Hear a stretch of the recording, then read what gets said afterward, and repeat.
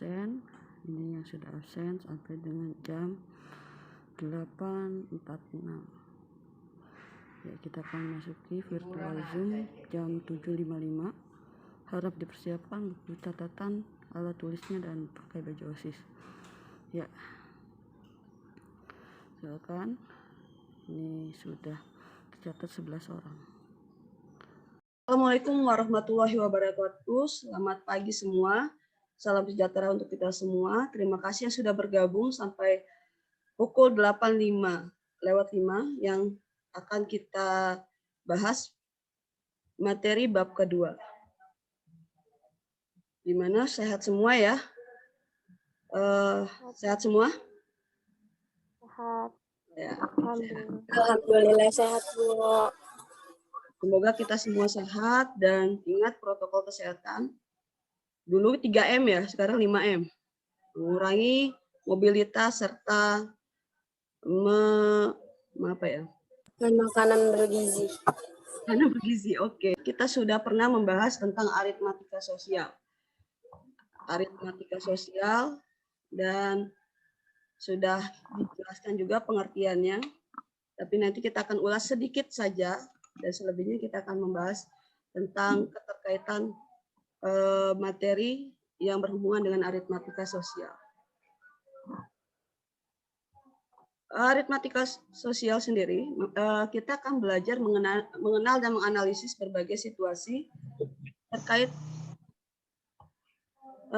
aritmatika sosial seperti penjualan, pembelian, potongan, keuntungan, kerugian, bunga tunggal, persentase, bruto, neto, dan darah. Indikator yang akan kita capai itu adalah menentukan besar dan persentase untung, rugi, harga jual, harga beli, dan rabat. Itu apa itu rabat? Jadi kita akan bahas ya. Dalam kegiatan ekonomi. Ya. Ini yang akan kita capai, tujuan pembelajaran yang akan kita capai. Yang pertama adalah menghitung nilai keseluruhan. Nilai per unit dan nilai sebagian. Kemarin baru menjelaskan pengertiannya saja ya. Yang kedua, menghitung harga pembelian, penjualan, untung, dan rugi. Ini kita akan bahas satu persatu. Jangan khawatir. Ketiga, menghitung persentase untung atau rugi. Dan yang keempat, menghitung rabat. Nah, ini udah ada kata kuncinya, rabat itu adalah diskon. Akan ada bedanya antara rabat dan diskon. Ya, nanti kita akan bahas. Yang kelima, menghitung bruto. Apa itu bruto? Tara dan neto. Yang keenam, menghitung bunga tabungan dan menghitung pajak. Yang pertama, menghitung nilai keseluruhan, nilai per unit dan nilai sebagian. Sebelum mempelajari nilai keseluruhan, nilai per unit dan nilai sebagian, perhatikan uraian berikut. Seorang pemilik toko menjual satu kotak pensil dengan harga 7.200.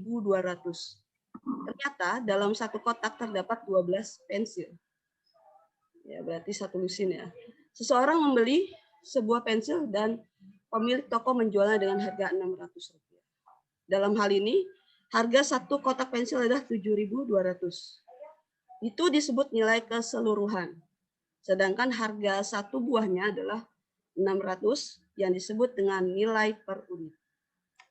Bagaimana cara menghitung nilai keseluruhan, nilai per unit, dan nilai sebagian? Ini boleh di SS, boleh dicatat di buku. Ini yang akan kalian laporkan atau rangkum. Nilai per unit dapat kita hitung dengan rumus adalah nilai keseluruhan dibagi banyaknya unit. Nanti kita akan lihat contoh soalnya. Yang kedua, nilai keseluruhan adalah banyaknya unit dikali dengan nilai per unit. Sedangkan nilai sebagian, banyak bagian unit, sebagian unit dikali nilai per unit. Kita lihat contoh soal. Seorang pedagang buah membeli 12 buah durian. Nah, siapa yang suka durian? Ia membayar dengan 3 lembar uang Rp100.000. Mendapatkan uang kembalian Rp30.000. Tentukan harga pembelian seluruhnya. Artinya nilai keseluruhan ya. Yang kedua, tentukan harga pembelian tiap buah. Yang ketiga, jika pedagang tersebut hanya membeli 8 buah, berapakah ia harus membayar? Oke. Bagaimana penyelesaiannya? Tadi ya, 3 lembar uang ratusan, berarti 300.000, dikurang dengan kembaliannya 30.000 tadi. Berarti dia sudah membeli harga seluruhan dengan 270.000 rupiah. Harga durian per buah itu kita lihat karena dia membeli 12 tadi ya, 270.000 dibagi 12, maka harga setiap buahnya adalah 22.500. Itu yang dikatakan dengan harga per unit. Nah, harga sebagian itu karena ditanya adalah apabila dia membeli 8 buah, maka berapa uang yang harus dibayar? 8 dikali 22.500 adalah 180.000. Maka harga 8 buah durian adalah 180.000. Ya. Sebelum Ibu lanjutkan, kira-kira sudah dipahami ya? Tanya. Kita akan lanjutkan dengan menghitung harga pembelian dan harga penjualan, untung dan rugi. Ini sudah kita bahas pertemuan sebelumnya, ya, menghitung harga pembelian dan harga penjualan, untung dan rugi. Ya, lanjut saja karena ini sudah dibahas, kita review sedikit. Jelas rumusnya, bila ingin mendapatkan laba itu adalah keuntungan, itu harga penjualan dikurang dengan harga pembelian. Jika itu ternyata rugi, nanti kita lihat harga pembelian dikurang harga penjualan. Di rumus. Contoh soal. Nah, ini kita terkait dengan contoh soal. Nah, contoh soal, seorang pedagang membeli jeruk sebanyak 40 kg dengan harga 6.500. Kemudian 30 kg diantaranya dijual dengan harga 7.000 dan sisanya dijual dengan harga 6.000 per kilogram. Hitunglah ini, tipe nih. Hitunglah harga pembelian, yang kedua harga penjualan, apakah untung atau rugi dari hasil penjualan tersebut. Dan dihitung besarnya. Oke, kita lanjut. Ya, ini penyelesaiannya. Harga pembeliannya adalah tadi 40 ya. 40 kg dikali 6.500 adalah 260.000. Jadi harga pembelian jeruk adalah 260.000. Dan apabila ingin jual kembali dengan harga 7.000 dan sisanya itu dijual dengan harga 6.000, apakah dia untung? Kita lihat. Oke, 30 kg yang tadi ya dijual dengan harga 7.000 mendapatkan hasil 210.000. Tadi di soal dijawab bahwa itu adalah sisanya. Sisanya berarti 40 dikurang dengan 30 yaitu 10 kg. Berarti sisanya 10 kg dikali 6.000. Maka didapat hasil 60.000. Hasil yang tadi yang 7.000, yang penjualan 7.000, 210.000 ditambah 60.000 adalah 270.000. Kita lihat apakah untung. Nah, ternyata kita telusuri pedagang tersebut untung. Kita lihat keuntungannya, harga penjual dikurang dengan harga pembelian. 270.000 dikurang 260.000, untungnya adalah 10.000. Nah, ya. Kalau ternyata di sini minus, misalnya kita coba kurang-kurang minus, berarti dia mengalami kerugian. Nah, itu ya. Itu hasil dari perhitungannya. Menghitung persentase, ini yang belum kita bahas. Persentase untung atau rugi. Kita lihat rumusnya. Menghitung persentase untung atau rugi, yaitu dengan artinya persen itu adalah 100 ya. Per 100 persen ditulis dengan dalam bentuk ya P. Kalau nilainya P, berarti P persen. Dengan P adalah nilai real. Dalam perdagangan, besar atau untung atau rugi terhadap harga pembelian biasanya dinyatakan dalam bentuk persen. Berapa persen keuntungannya? Berapa persen kerugiannya? Nah, ini rumusnya. Persentase untung, ya, untungnya dibagi dengan harga pembelian. Ini harga pembelian, ini pembelian dikali 100%. Ini boleh dicatat. Yang kedua, persentase rugi adalah rugi apabila dia rugi ya, dibagi dengan harga pembeliannya, tetap harga pembeliannya dikali 100%.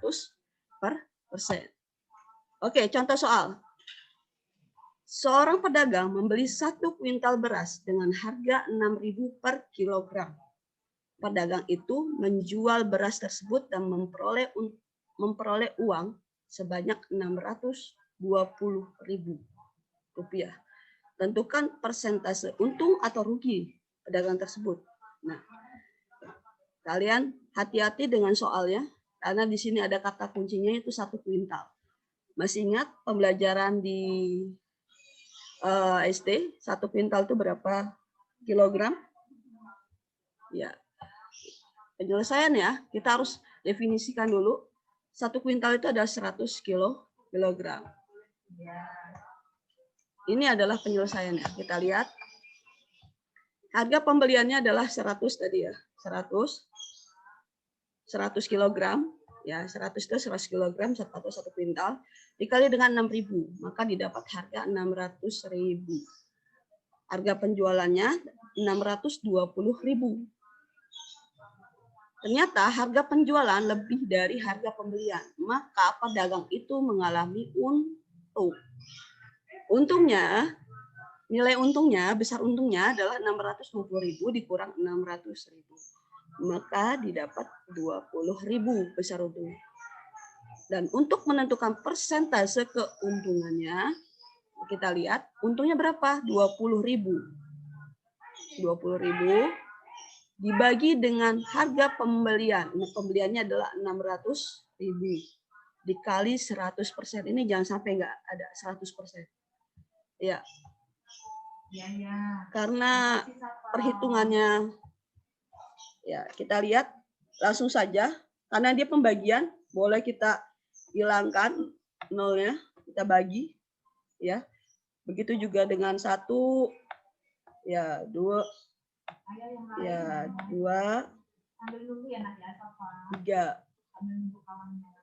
ya, ternyata dapat 20 dibagi 6.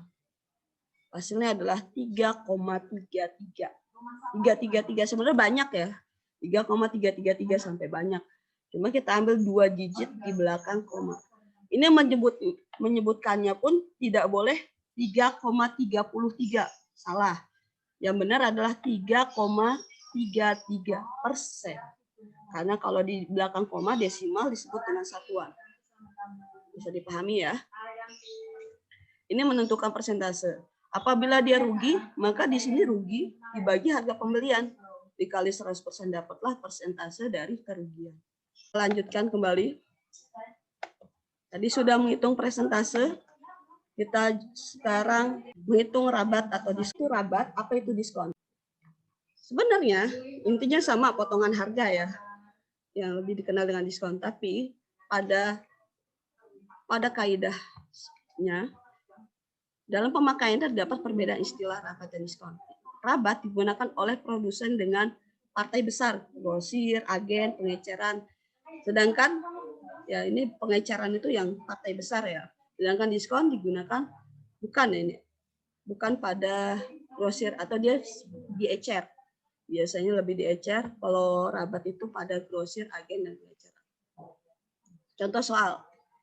Seseorang membeli baju di toko Anugrah seharga 85.000. Toko tersebut memberikan diskon 20% setiap pembeliannya. Berapakah uang yang harus dibayar? Diskonnya 20%. Kira-kira berapa nih harganya? Kita lihat penyelesaiannya. Harga pembeliannya berapa? 85.000. Diskon 20%. Tadi persen itu adalah per 100 ya. Maka hasilnya untuk mendapatkannya kita bagi. Oke, kita bagi 20 dikali 850, harganya diskonnya menjadi 17.000. Dan ini adalah diskon yang dipotong. Ya, uang yang dipotong. Tadi pembeliannya 85.000 dikurang 17.000 adalah 68.000 rupiah. Bisa dipahami ya? Oke. Sekarang kita lihat. Kalian mungkin tergoda ya dengan diskon yang ada di supermarket. Wow, ini mau lebaran. Mau lebaran lagi nih bulan Mei ya. Ada diskon 40% plus 30%. Ini banyak yang terkecoh. Ternyata di masyarakat banyak yang terkecoh. Mungkin kalian juga berpikir, wah murah nih Bu diskonnya. Harga sepatu ya. Harga sepatu. Oh mau beli nih sepatu. Diskon yang murah 40% plus 30%. Perhitungannya di 40% dan 30% ini tidak langsung ditambahkan. Jadi kalau kalian hitung, misalnya kalian hitung 40% ditambah 30%, 70% ya Bu. Ternyata Ibu pernah tanya tuh ke supermarket. Ini beneran 40 plus 30%? Iya. Jadi 70% Mbak? Bukan. Ternyata perhitungannya bukan 70%. Ternyata ya kalau kita itu 70%, misalnya harga sepatunya 500.000, ya itu akan didapat potongan harga 350. Wow, murah sekali. Sepatunya, harga sepatu menjadi 150.000. Wah, mau semua nih kalau belinya dengan potongan 70%. Tapi bukan seperti ini. Kita akan coba hitung. Ternyata 40% plus 30% yang dimaksud adalah 40%-nya dari 500.000. Tadi harga awalnya adalah harga sepatunya 500.000. Itu 40% kali 500.000 adalah 200.000 rupiah. 30%. Nah, 30% ini adalah potongan dari potongannya. Ibu ulangi ya. 30%-nya ini potongan dari potongannya. Potongannya adalah 30% dari 200.000. Terdapat 60.000 rupiah. Maka total diskonnya hanya 260.000. Dan harganya menjadi 240.000 rupiah. Ternyata tidak 150.000. Jadi ini ya, kita harus cermat dalam berbelanja di supermarket atau swalayan yang menawarkan diskon murah. Ternyata ini perhitungannya. Kalian jangan sampai terkecoh. Oke, dari sini apa bisa dipahami ya? Bisa ya? Yang selanjutnya itu menghitung bruto, tara, dan neto. Bruto, tara, dan neto. Pernah makan siapa yang pernah makan ciki tunjuk tangan aja. Pernah makan ciki? Ya. Ciki itu kalau dimakan dibuka bungkusnya ternyata isinya dikit ya. Iya. Kalian harus cermat, di situ ada di ciki itu di bungkusnya itu ada bacaan neto. Neto, apa itu neto? Kita coba lihat lagi. Neto. Nah, nih. Kalau bruto ini gambarannya ya. Misalnya ada karung beras, ya, karung beras. Isinya beras ya, 40 kg. 40 kg. Ini yang dikatakan bruto. Bruto. Jadi karung berasnya sama berasnya dikatakan bruto. Sedangkan tara itu adalah karungnya. Kalau kalian makan ciki tadi bungkusnya sama angin-anginnya. Nah, itulah. Kalau kalian cermat ya. Dan selanjutnya adalah neto. Neto itu isinya, berasnya. Kalau di sini berasnya. Dan kalau kalian lihat di bungkus ciki itu ada bacaan neto. Nah, ternyata kalau netonya lebih besar berarti isinya banyak. Gak ada anginnya gitu. Ya kan? Kita harus juga cermat. Nah, kita dalam pengertiannya bruto adalah berat kotor. Berat kotor itu berat benda atau berat isinya sama tempat-tempatnya, sama bungkus-bungkusnya, sama angin-anginnya. Ya. Tara itu adalah berat tempatnya, berat bungkusnya. Yang selanjutnya adalah neto. Neto adalah berat bersih atau berat benda tersebut tanpa bungkusnya, tanpa tempatnya. Dengan demikian dapat disimpulkan bahwa bruto sama dengan neto ditambah tara. Berat kotor sama dengan berat bersih ditambah bungkusnya atau ya tempatnya. Apabila ditanya neto, sama dengan bruto dikurang tara. Apabila ditanya tara, adalah bruto dikurang neto. Silakan di screenshot. Oke, contoh soal. Contoh soalnya, ibu membeli 5 kaleng susu. Kaleng itu tertulis neto 1 kg. Setelah ditimbang ternyata berat seluruhnya menjadi 6 kg. Ya, padahal belinya 5 kaleng. Kok jadi 6 kg? Berapa bruto dan tara setiap kaleng tersebut? Penyelesaiannya, bruto tadi 6 kg ya, dibagi dengan 5 kaleng adalah 1,2 kg. Ini adalah brutonya susu dan kalengnya. Dan yang selanjutnya adalah tara. Tara setiap kaleng itu adalah 1,2 kg dikurang 1 kg. Karena tadi netonya 1 kg, maka tara atau kalengnya itu besarnya adalah 0,2 kg. Bisa dipahami ya. Nah, selanjutnya menghitung bunga, tabungan, dan pajak. Punya tabungan ya. Kalau punya tabungan pasti bisa tahu apa itu bunga. Bunga itu adalah penambahan modal untuk atau uang yang kita simpan di sebuah bank. Ada 2 jenis bunga tabungan, yaitu bunga tunggal dan bunga majmuk. Yang akan kita bahas adalah bunga tunggal. Itu adalah bunga yang dihitung hanya berdasarkan besar modalnya saja. Hanya berdasarkan besar modalnya saja. Sedangkan bunga majmuk adalah bunga yang dihitung berdasarkan besar modal dan bunganya. Nah, kita akan lebih banyak bahas tentang bunga tunggal. Menghitung bunga tunggal, ini boleh di screenshot. Jika modal besar ditabung dengan bunga atau dalam misalnya nilainya B% setahun, maka besar bunganya adalah disebut dengan B. Dirumuskan sebagai berikut. Jika yang ditanya adalah per tahun, rumusnya adalah B sama dengan M dikali B per 100 B% ya, dikali T.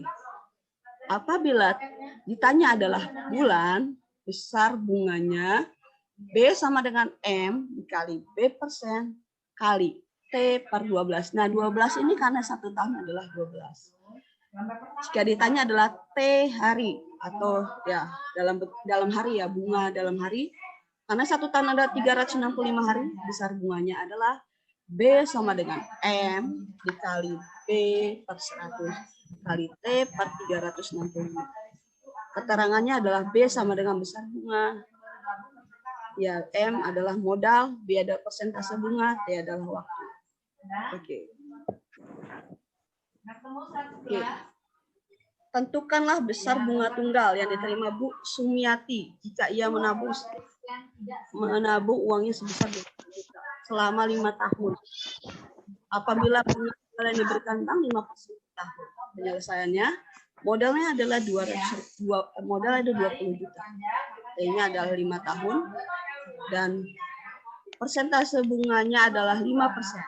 Ditanya besar bunga tunggal. Jawabnya adalah tadi ya, M dikali B per 100 dikali T ya. Rumusnya tadi ya. Jadi ya B sama dengan M dikali B. 20 juta dikali 5% itu 0,05 ya, dikali 5. Maka hasil bunganya, besar bunganya adalah 5 juta. Maka dia akan mendapatkan total tabungannya menjadi 20 juta ditambah dengan 5 juta adalah 25 juta. Pajak merupakan kewajiban masyarakat untuk menyerahkan sebagian kekayaannya sesuai dengan peraturan pemerintah ya. Yang kita kenal pajak untuk materi kita ini adalah pajak penghasilan atau PPH dan pajak pertambahan nilai atau PPN. Nah, pajak penghasilan ini mungkin orang tua kalian ya yang bekerja mungkin sudah mendapatkan gaji dan gajinya itu yang akan dikenakan dengan pajak penghasilan. Nah, yang dikenal dengan PPH. Sedangkan pajak pertambahan nilai ini yang biasa kalian alami saat kalian berbelanja di atau makan di restoran itu sudah di struknya ada PPN. Nah, PPN-nya disesuaikan dengan APBD dari pemerintah masing-masing, kota dan kabupaten. Cara menghitung pajak bersihnya, ya, PPh-nya adalah persentase persen dari PPh-nya dikali dengan penghasilan kotor. Nanti kita akan bahas contoh soalnya. Maka didapat penghasilan bersih dengan potongan pajaknya itu dengan yaitu penghasilan kotor dikurang dengan PPh-nya. PPh-nya ini cara menghitungnya. Dan untuk PPN sendiri itu sama cara menghitungnya. Kalau PPN sama dengan persen dari PPN barang awal. Barang akhir adalah harga barang awal ditambah dengan PPN. Jadi nanti kena pajak itu ditambah kalau dia PPN. Kalau PPh pasti kurang. Gajinya akan berkurang kalau PPh. Kalau PPN itu pasti kalau bayarnya 10.000, belinya 10.000, pajaknya berapa? Pasti lebih dari 10.000. Ya, yang dialami. Oke, contoh soal yang pertama itu adalah contoh soal PPh. Pak Sandi adalah seorang pegawai dengan gaji 4.500.000. Jika gaji tersebut telah dipotong PPh sebesar 10%, maka tentukanlah besar gaji yang diterima oleh Pak Sandi. Penyelesaiannya, PPh-nya berapa? Tadi ya persentasenya 10%. 10% dikali penghasilan kotor. Itu 4.500.000. Gajinya yang ada di struknya. Pajaknya kena 10% dikali 4.500.000. 10% adalah 10/100. Ya, yaitu 450.000. Maka penghasilan bersihnya sama dengan penghasilan kotor dikurang dengan PPh. Yaitu gajinya menjadi 4.050.000. Jadi gaji Pak Sandi sebenarnya adalah 4.050.000. Ini gaji yang diterima. Sedangkan di slip gaji mungkin 4.500.000 ditambah dipotong dengan pajak. Nah, ini yang dikatakan dengan PPh. Bisa dipahami ya. Maka penghasilan bersihnya adalah penghasilan kotor dikurang dengan PPh. 4.500.000 rupiah dikurang dengan 450.000 rupiah. Maka penghasilannya adalah 4.050.000 rupiah. Ini untuk menghitung PPh. Sedangkan untuk menghitung PPN, nanti kalian juga bisa belajar menghitung PPN sendiri. Bersama Irma pergi ke sebuah restoran. Restoran tersebut mengenakan biaya PPN sebesar 10% untuk setiap makanan dan minuman yang dipesan. Jika total pesanan mereka adalah 385.000 rupiah, maka berapakah total harga yang harus mereka bayar kena PPN? Pajak ini apa sih fungsinya kalau di PPN? Nah, kalian harus tahu, ini ada pajak yang dikenakan oleh pemerintah di kota atau kabupaten, ya, itu biasanya digunakan untuk pembangunan kabupaten atau kota tersebut. Misal bangun jalan, bangun fasilitas umum. Nah, pajaknya akan dilarikan ke sana. Oke. Penyelesaiannya sama seperti tadi ya. PPN-nya adalah 10%, 10% dikali dengan harga belinya 385.000. Maka dapat PPN-nya adalah 38.500 rupiah. Total harga pembelian yang harus mereka bayar itu adalah 385.000 ditambah 38.500 rupiah. Maka harga yang harus mereka bayar 423.500 rupiah. Kalian lihat dan kerjakan di classroom apa itu tugasnya. Kalian bisa juga dulu. Oke.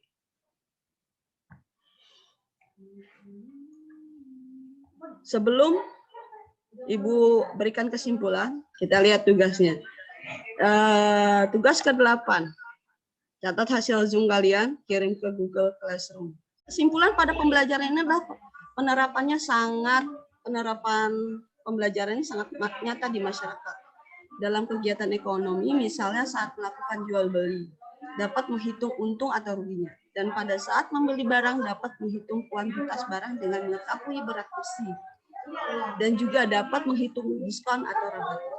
Selain itu, juga dapat mengetahui cara menghitung bunga dan pajaknya. Terima kasih untuk pembelajaran hari ini. Tetap semangat, tetap jaga protokol kesehatan. Semoga kita selalu dilindungi oleh Allah Subhanahu wa Ta'ala. Dan Ibu berpesan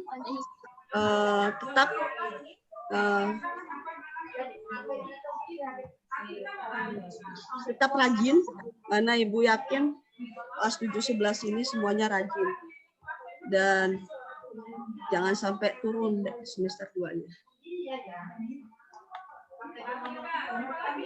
Materi berikutnya kita akan latihan soal-soal yang akan Ibu bahas pertemuan selanjutnya dengan menggunakan aplikasi www.desmos. Ya, nanti link atau kodenya akan Ibu share di grup WA-nya, dan usahakan sudah dipersiapkan pemahaman yang sudah Ibu sampaikan di hari ini. Terima kasih. Pelajaran dari Ibu akhiri. Wassalamualaikum warahmatullahi wabarakatuh. Waalaikumsalam Waalaikumsalam warahmatullahi wabarakatuh.